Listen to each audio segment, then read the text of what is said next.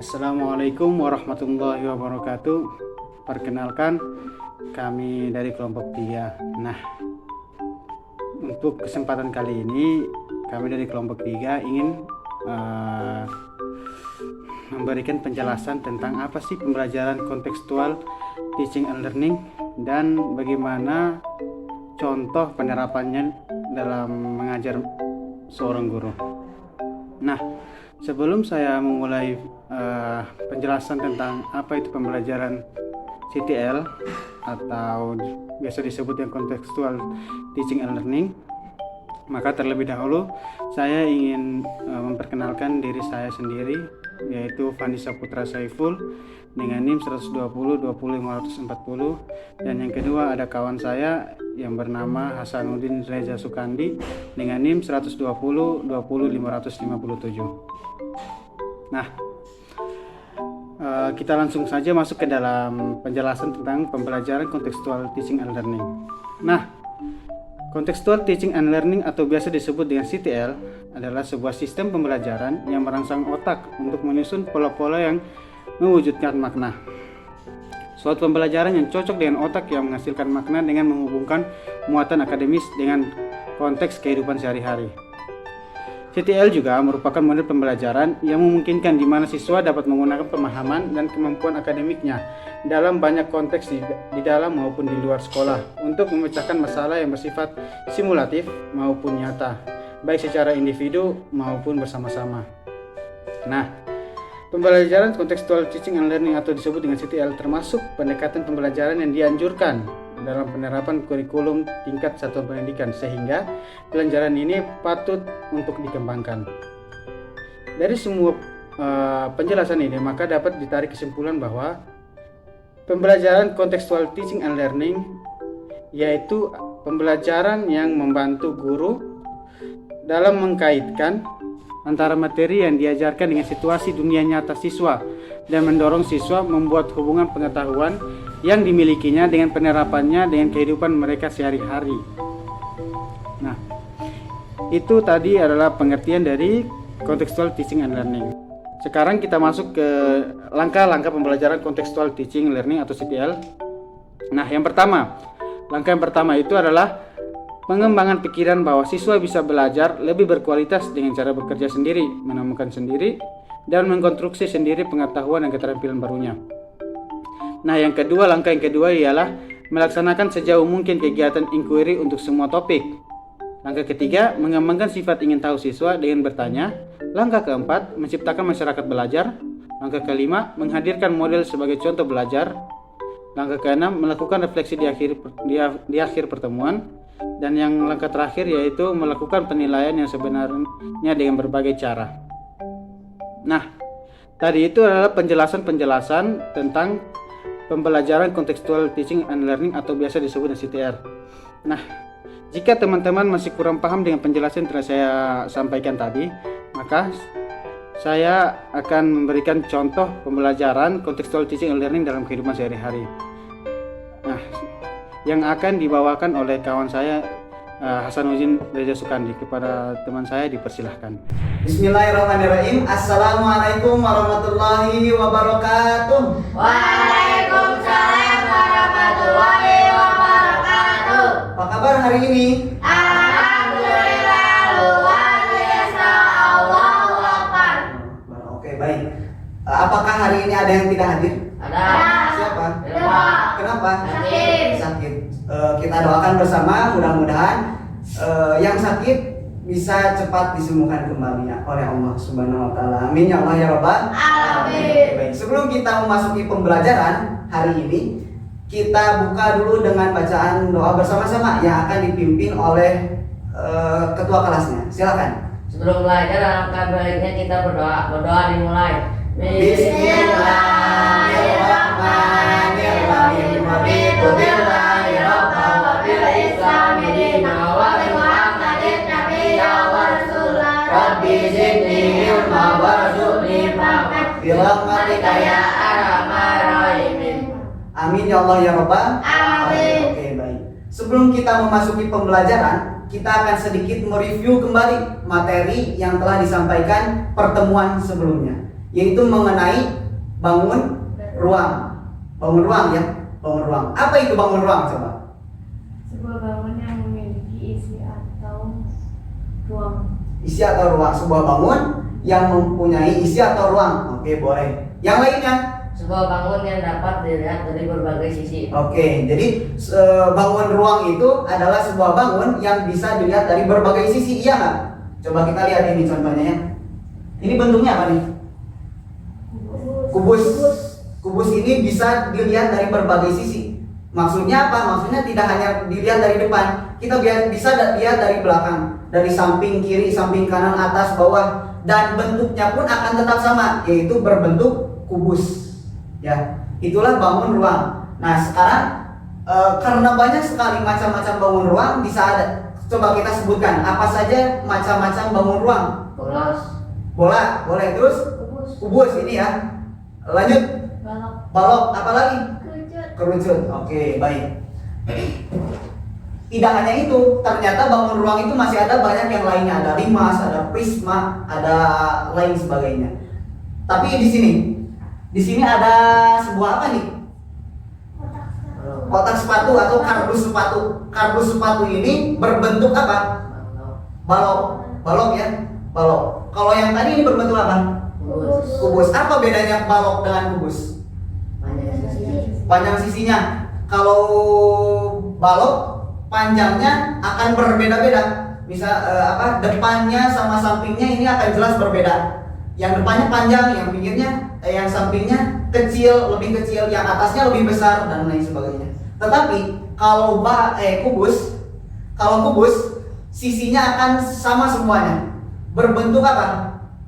Persegi. Depannya persegi, atasnya persegi, bawahnya pun persegi, dan semua sisinya berbentuk persegi.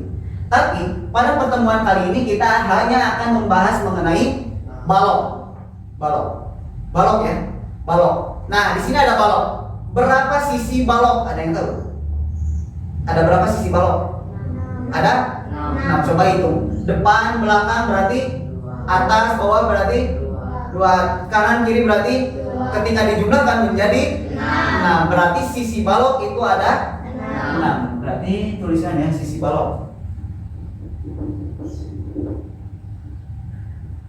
Tentang balok. Sisinya ada berapa? Ada 6. Oke, lanjut. Selain sisi, ada juga yang dinamakan dengan rusuk. Ada yang tahu apa itu rusuk? Rusuk itu adalah perpotongan antara kedua sisi. Misal sisi atas dengan sisi samping. Ini ada sebuah garis nih. Nah, ini yang dinamakan rusuk. Berarti balok ini memiliki berapa rusuk? 12 ya. Kirinya 4, kanan 4, atas 2, bawah 2. Jumlahnya ada 12. Kita tuliskan kembali. Rusuk balok ada 12. Lanjut, yang terakhir.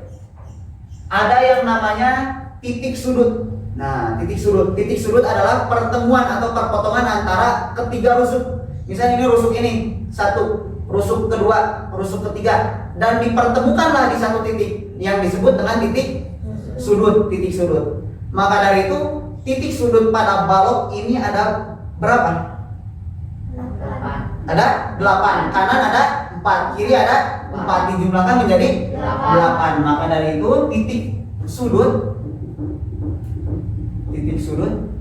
balok ada 8. Nah, sisi, rusuk, dan titik sudut pada balok ini disebut dengan sifat-sifat balok. Sifat-sifat balok ya, yaitu ada sisi, ada rusuk, ada titik sudut. Nah, bagaimana jika balok ini kita buka? Coba kita buka ya. Bentar. Cut.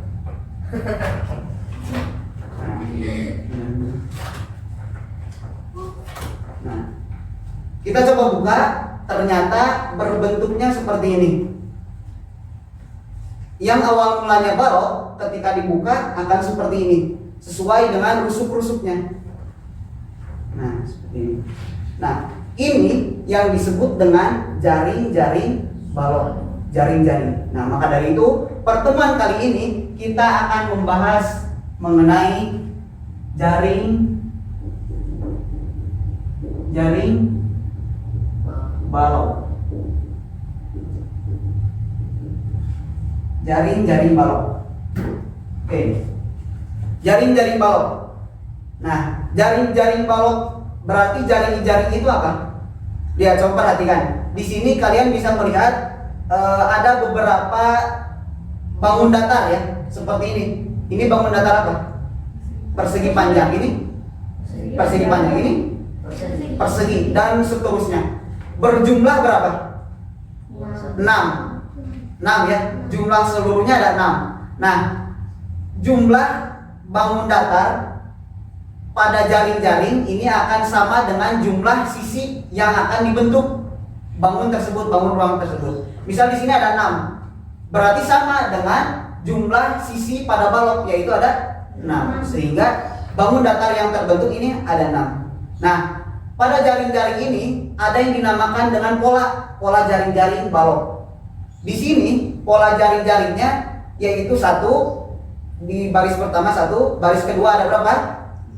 Ada 4 ya, 1, 2, 3, 4, dan yang terakhir ada 1. Maka bisa kita tuliskan pola jaring-jaring yang pertama yaitu 1, 4, 1. Ya, contohnya seperti ini. Apakah hanya pola 1, 4, 1? Tidak, karena jaring-jaring balok itu banyak sekali. Banyak sekali, ada yang lain. Misal, ada yang tahu pola berapa lagi? Pola 3 ya boleh. Lanjut, ada lagi pola 2, 3, 1 ya. Ada lagi nggak? Ada pola 2, 2 dan seterusnya. Nah, ini yang disebut pola-pola pada jaring-jaring balok. Oke, baik. Nah, setelah kalian mengetahui apa itu jaring-jaring balok dan sebagainya, sekarang akan dibentuk ke dalam 2 kelompok. Kelompok 1 yang berada di depan, kelompok 2 berada di belakang. Nah, tugasnya apa? Setiap kelompok harus membuat jaring-jaring balok 2 dengan syarat satu sama lainnya harus berbeda-beda. Dapat dipahami? Oke, sekarang akan dibagikan dulu lembar kerjanya.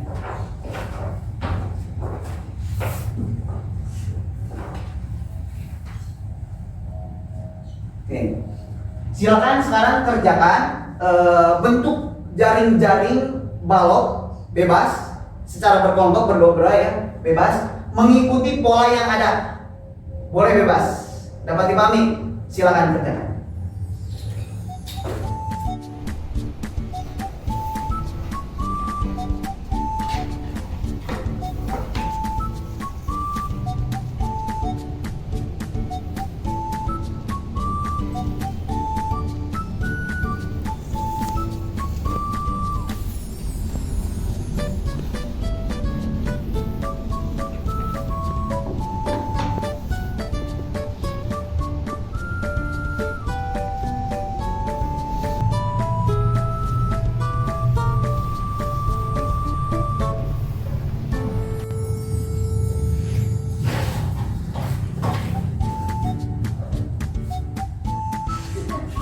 Saya berhenti masih kayak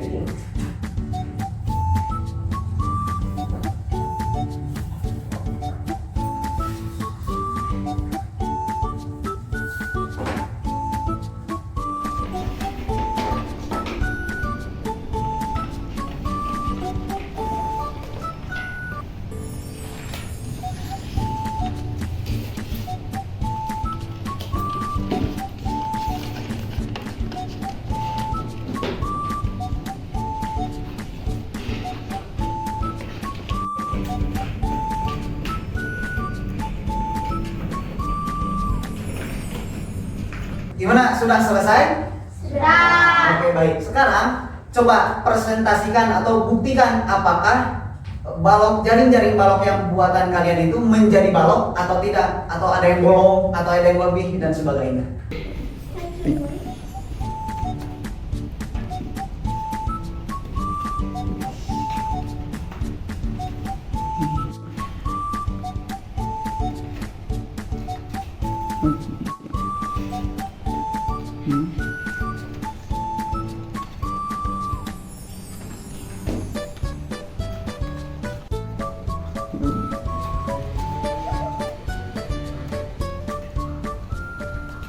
Sudah selesai ya, berarti semuanya sudah membentuk balok. Nah, setelah itu kalian coba tempelkan di sini sebagai jaring-jaringnya ya. Oke.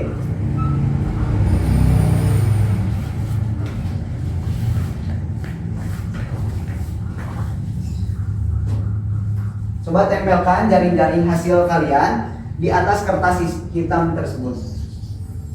Silakan.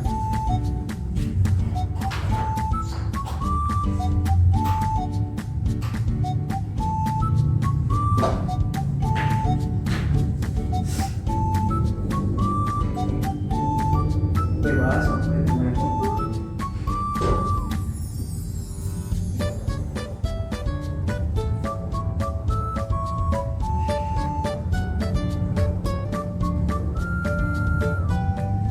Gimana? Sudah selesai? Sudah. Coba perlihatkan ke depan. Bagaimana bentuk jaring-jaring yang telah kalian buat. Oke, baik. Terima kasih. Sekarang, setiap kelompok akan dibagikan lembar kerja yang akan diisi oleh individu, tapi boleh berkelompok. Nah, ini merupakan lembar kerja tentang jaring-jaring balok yang telah kita pelajari sebelumnya. Silakan diisi.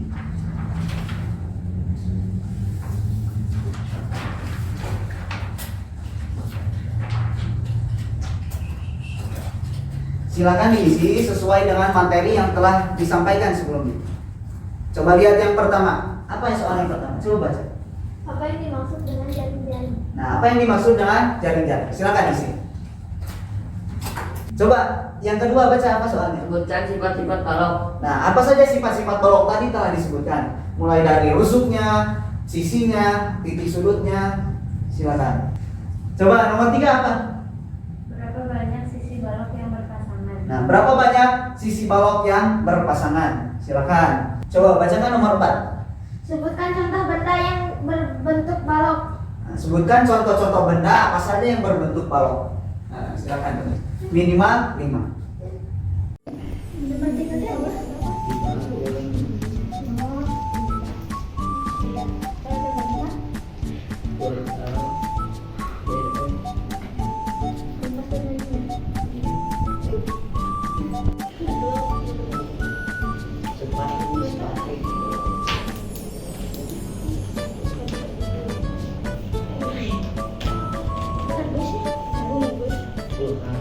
Gimana?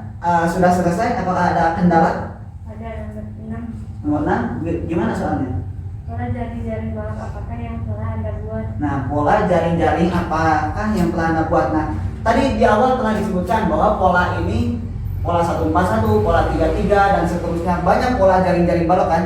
Nah, sekarang yang telah dibuat berarti ini. Berarti termasuk ke dalam pola apa yang mana? Termasuk pola yang mana? Apakah pola 141, 33, 231 atau pola yang mana? Oke, kelompok 2 gimana? Apakah ada kendala? Ada ini nomor 7. Nomor 7 coba bacakan soalnya. Gambarkan pola jaring-jaring balok yang telah Anda buat. Nah, gambarkan kembali. Nah, kalian telah membuat jaring-jaring ya. Nah, ini coba gambarkan kembali di lembar kerjanya. Hanya lebih kecil dari ini. Dapat dipahami? Apa? Ya. Penggunaan apa saja yang membentuk sebuah balok? Gimana? Sudah selesai? Sudah. Sekarang kumpulkan lembar jawabannya dan jaring-jaring buatan kalian silakan tempelkan di papan tulis. Dapat dipahami? Dapat. Silakan, Askar duluan. Ya, silakan tempelkan. Lanjut, langsung. Enggak. Ya.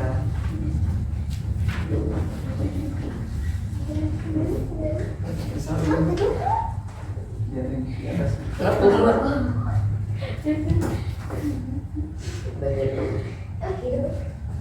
Oke. Berarti kita bisa melihat ya. Ini punya siapa? Punya Aska. Berarti pola berapa nih? Pola 141. 141. Berarti termasuk ke pola 141. Lanjut, ini punya Saci. Berarti berapa? Pola berapa?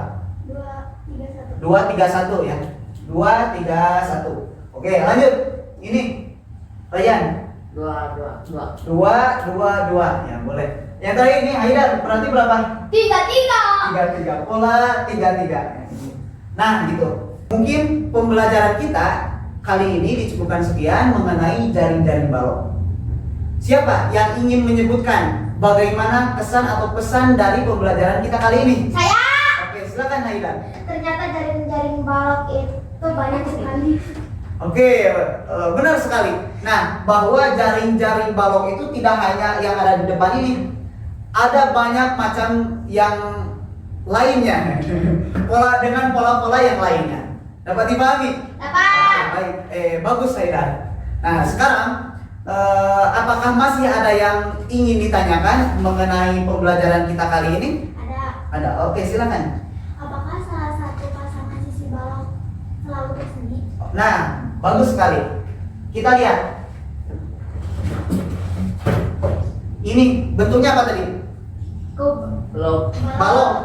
Balok ya. Ini bentuknya balok. Dan pinggir sisi ini kan, Ya. pinggir yang dimaksud apakah selalu persegi? Apakah selalu persegi? Tidak. Tidak ya. Tidak selalu persegi. Kita bisa lihat balok yang ini. Ini balok bukan? Apakah sisi kanan kiri ini yang kecil ini berbentuk persegi? Tidak. Tidak ya. Nah, berarti ini membuktikan bahwa sepasang sisi pada balok tidak harus selalu persegi. Bisa berbentuk persegi panjang, tetapi lebih kecil dari sisi yang lainnya, gitu ya. Dapat dipahami? Dapat. Oke. Nah, sekarang coba kalian keluarkan buku tulisnya. Selanjutnya, coba kalian tuliskan kesimpulan materi-materi yang telah kita bahas pada pertemuan kita kali ini mengenai jaring-jaring balok. Silakan tuliskan.